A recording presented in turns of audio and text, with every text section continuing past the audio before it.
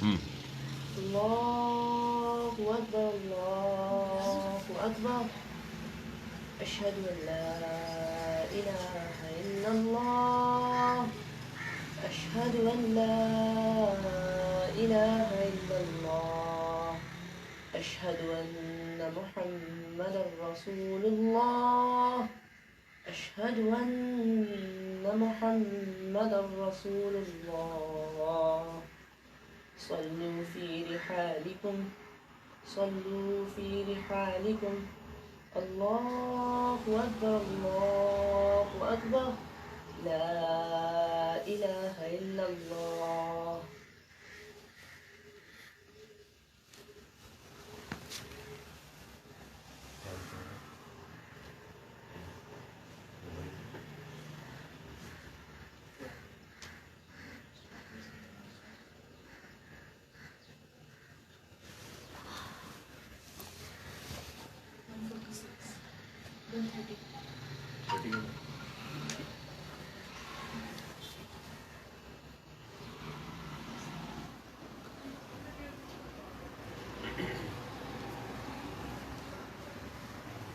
بسم اللہ الرحمن الرحیم الحمد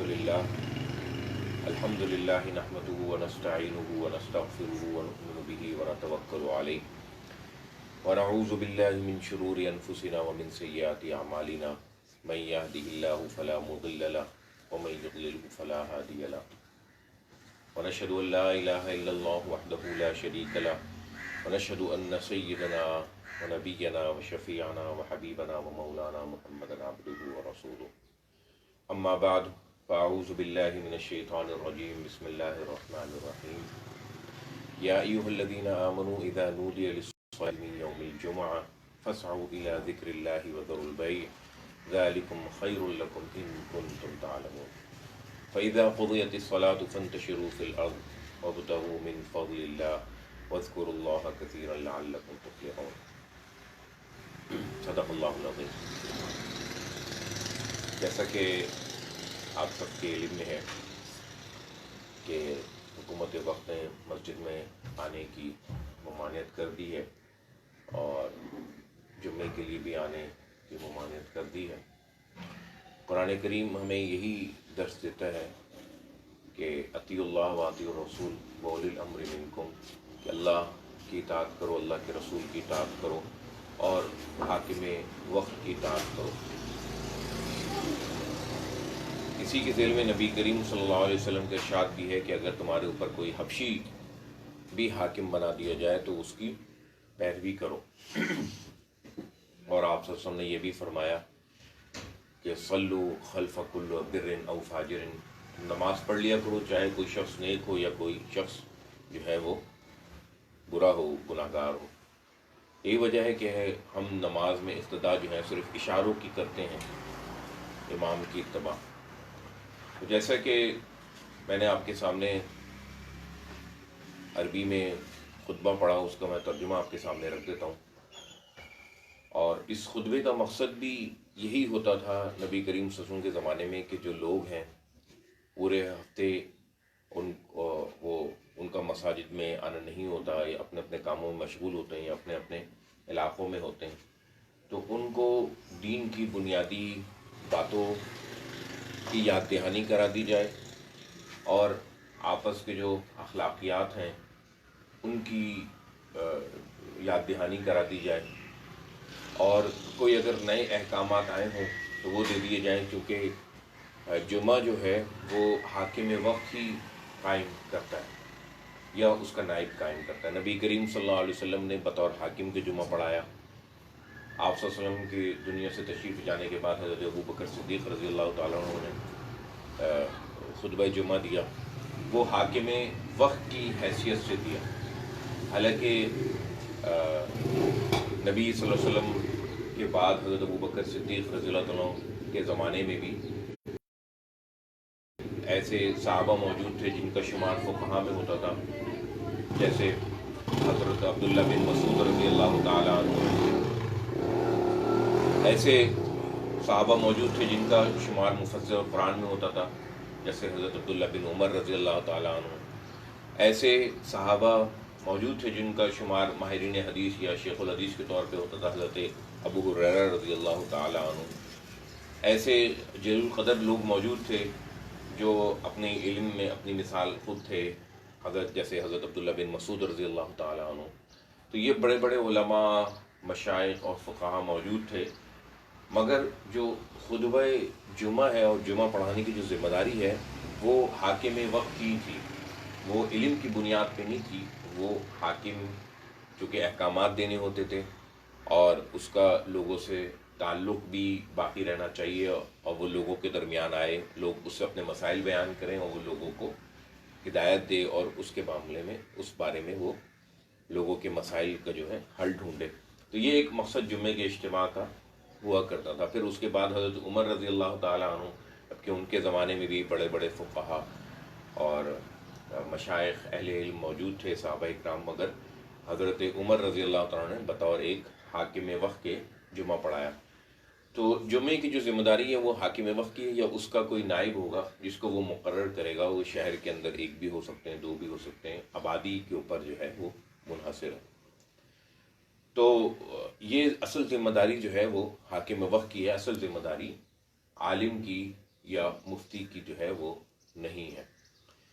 تو میں آپ کے سامنے خطبے کا جو ہے ترجمہ رکھتا ہوں کہ تمام تعریفیں اللہ کے لیے ہیں، تمام حمد اللہ کے لیے ہیں، اور ہم اسی کی حمد کرتے ہیں، اسی کی تعریف کرتے ہیں، اسی کا شکر بجا لاتے ہیں، اور ہم اپنے کاموں کی مدد بھی اسی سے طلب کرتے ہیں، اور ہم اپنے گناہوں پہ مغفرت بھی اسی سے طلب کرتے ہیں، اور ہم اسی پر ایمان رکھتے ہیں، اور ہم اسی پر بھروسہ رکھتے ہیں اور توکل کرتے ہیں، اور ہم ونعوذ باللہ من شرور انفسنا، اور ہم اللہ سے پناہ مانگتے ہیں اپنے نفس کے شر سے، کیونکہ جو نفس کا جو شر ہے یہ ہمیں لگتا ہے کہ قرآن کریم کی روح سے کہ یہ بہت زیادہ جو ہے نا وہ بڑا شر ہے شیطان کے شر سے بھی، کیونکہ جب شیطان نے خدا کی نافرمانی کی اور سیدھا کرنے سے انکار کیا تو اس وقت کوئی شیطان موجود نہیں تھا، اس کو بہکانے والا موجود نہیں تھا۔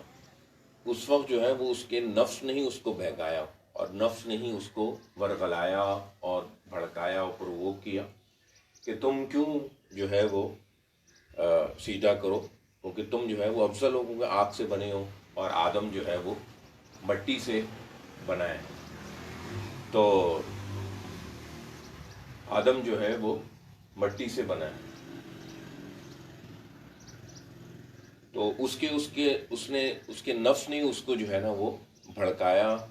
تو ہم اللہ تعالیٰ سے اپنے نفس کے جو شر ہے اس سے پناہ مانگتے ہیں، ونعوذ باللہ من شرور انفسنا ومن سیئات اعمالنا، اور اپنے اعمال کی جو شر ہے اس سے جو ہے نا وہ پناہ مانگتے ہیں، ومن سیئات اعمالنا، اور ہمارے جو برے کام ہیں ان کا جو اثر ہے ہم اس سے پناہ مانگتے ہیں۔ من یہدی اللہ فلا مضل لہ، بے شک اللہ جس کو ہدایت دینا چاہے اس کو کوئی گمراہ نہیں کر سکتا، اور اللہ ومن یضللہ فلا ہادی لہ، اور اللہ جس کو گمراہ کر دے اس کو کوئی ہدایت نہیں دے سکتا۔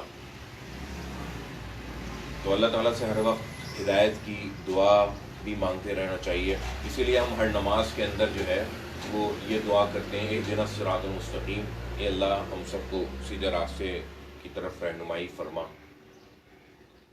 اور ہم اس بات کی بھی گواہی دیتے ہیں کہ اللہ تعالیٰ اکیلا ہے، اس کا کوئی شریک نہیں، اس کا کوئی ہمسر نہیں، اس کا کوئی مثل نہیں، اس کے کوئی برابر نہیں، وہ اکیلا ہے۔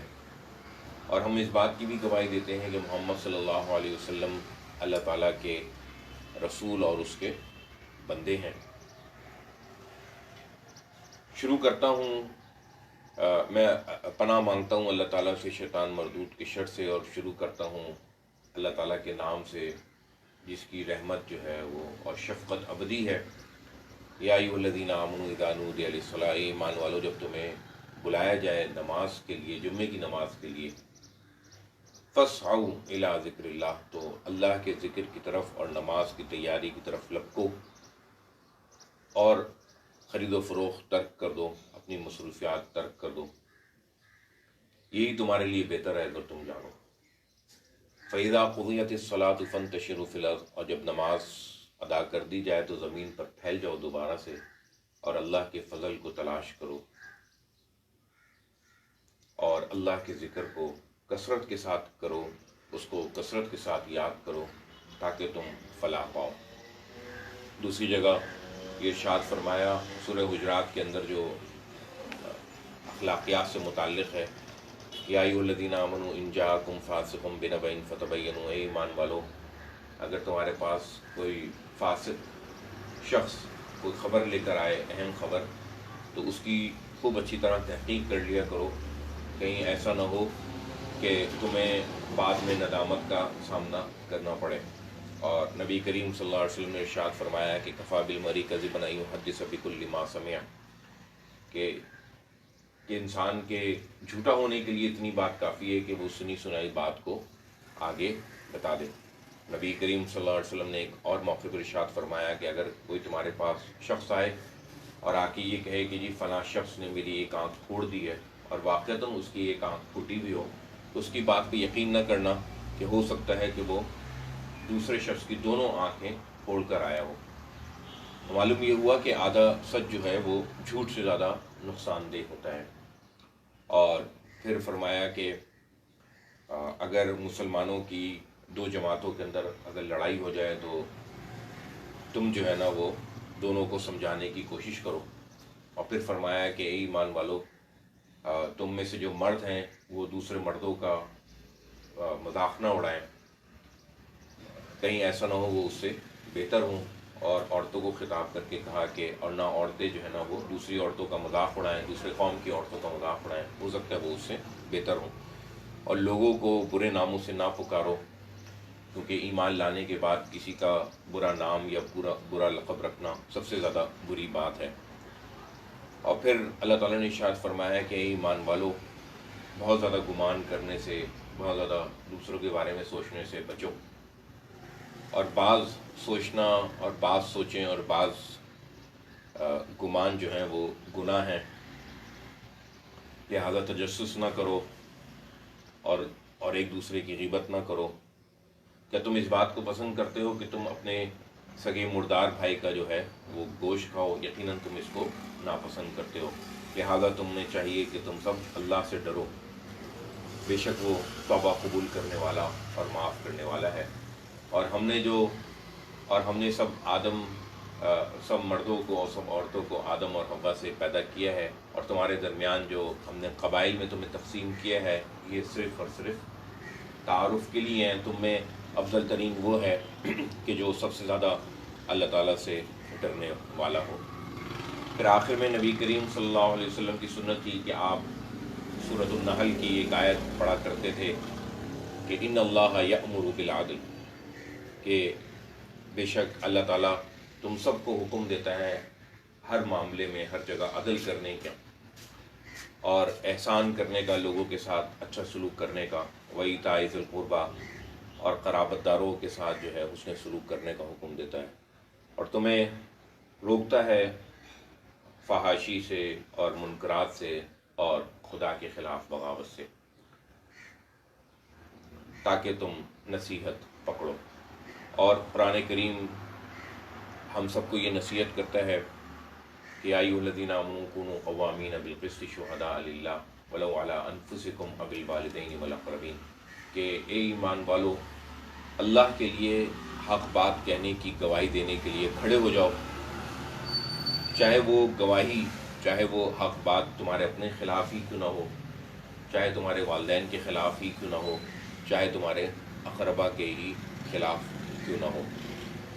یہ ساری باتیں اللہ تعالیٰ نے ہم سب کو نصیحت کے لیے عطا کی ہیں، اور نمازوں کے اندر جو قرات کی جاتی ہے، جو تلاوت کی جاتی ہے، اس کا مقصد بھی جو ہے وہ نصیحت ہوتا ہے، یاد دہانی ہوتا ہے۔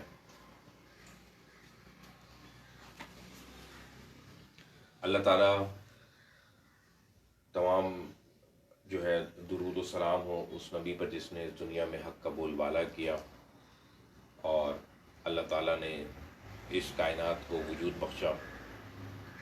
ہم اللہ تعالیٰ سے دعا کرتے ہیں کیونکہ بے شک اللہ تعالیٰ جو ہے وہ سننے والا اور دعاؤں کو قبول کرنے والا ہے، اور ہم اپنے گناہوں کی توبہ بھی کرتے ہیں کیونکہ بے شک وہ توبہ کو قبول کرنے والا اور معاف کرنے والا ہے. وصلی اللہ تعالی علی خیر خلقہ محمد وعلی آلہ واصحابہ اجمعین برحمتک یا ارحم الراحمین. جمعے کی 2 رکعت اب نماز پڑھیں. الله أكبر الله أكبر أشهد أن لا إله إلا الله أشهد أن محمد رسول الله حي على الصلاة حي على الفلاح قد قامت الصلاة قد قامت الصلاة الله أكبر لا إله إلا الله. اگر تھوڑے فاصلے سے کھڑے ہو جائیں تو سوشل ڈسٹینسنگ اور فزیکل ڈسٹینسنگ جو ہے نا اس کو مینٹین رکھتے ہوئے، البتہ کوشش یہ کریں کہ سب سیدھی ہو، آپ تھوڑی سی آگے ہو جائیں. اللہ اکبر.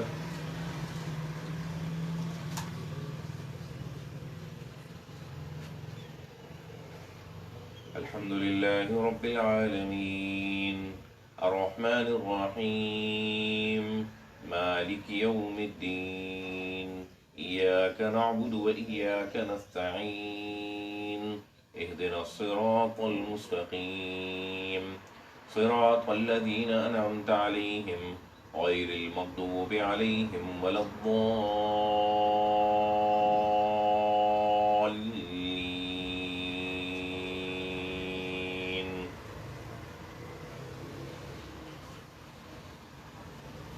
سبح اسم ربک الاعلی الذی خلق فسوى والذی قدر فهدى والذی اخرج المرعى فجعله غثاء أحوى سنقرئك فلا تنسى إلا ما شاء الله إنه يعلم الجهر وما يخفى ونيسرك لليسرى فذكر إن نفعت الذكرى سيذكر من يخشى ويتجنبها الأشقى الذي يصلى النار الكبرى ثم لا يموت فيها ولا يحيا قد أفلح من تزكى وذكر اسم ربه فصلى بل تؤثرون الحياة الدنيا والآخرة خير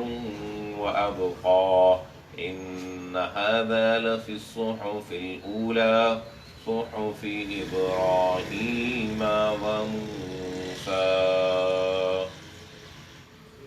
الله أكبر.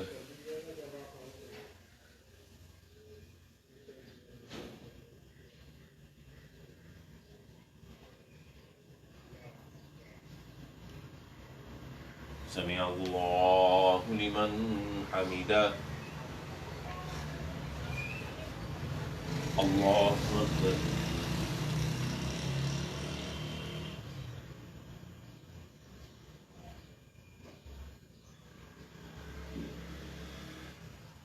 الله أكبر.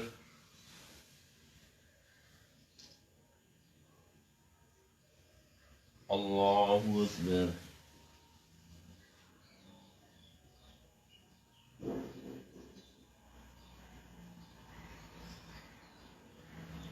الله أكبر.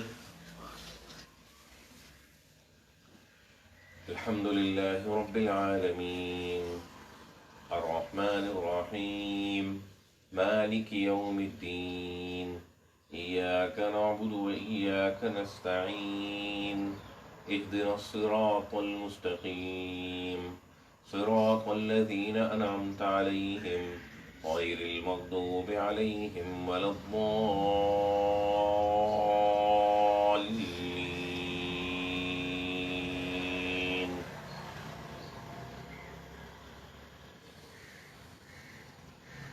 هل أتاك حديث الغاشية وجوه يومئذ خاشعة عاملة ناصبة تصلى نارا حامية تسقى من عين آنية ليس لهم طعام إلا من ضريع لا يسمن ولا يغني من جوع وجوه يومئذ ناعمة لسعيها راضية في جنة عالية لا تسمع فيها لاغية فيها عين جارية فيها سرر مرفوعة وأكواب موضوعة ونمارق مصفوفة وزرابي مبثوثة أفلا ينظرون إلى الإبل كيف خلقت وإلى السماء كيف رفعت وإلى الجبال كيف نصبت وإلى الأرض كيف سطحت فذكر إنما أنت مذكر لست عليهم بمسيطر إلا من تولى وكفر فيعذبه الله العذاب الأكبر إن إلينا إيابهم ثم إن علينا حسابهم. الله أكبر.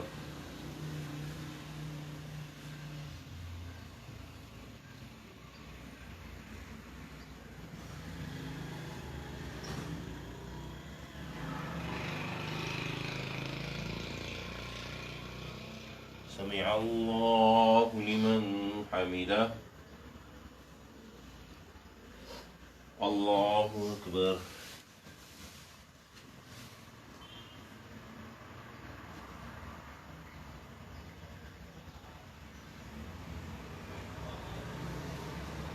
الله أكبر. الله أكبر.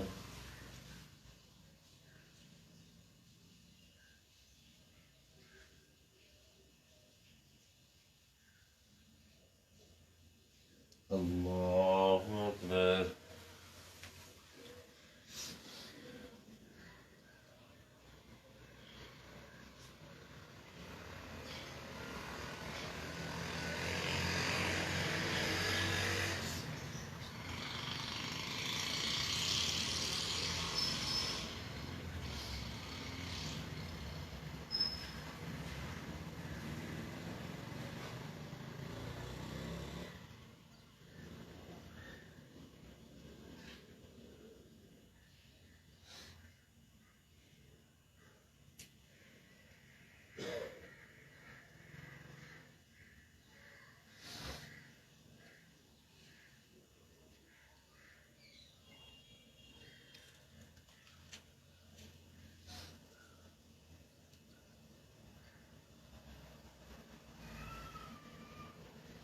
السلام عليكم ورحمة الله.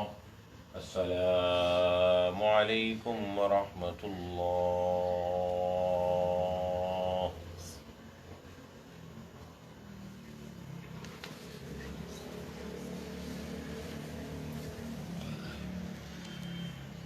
الحمد لله رب العالمين والصلاة والسلام على سيد الأنبياء المرسلين وعلى آله وأصحابه أجمعين.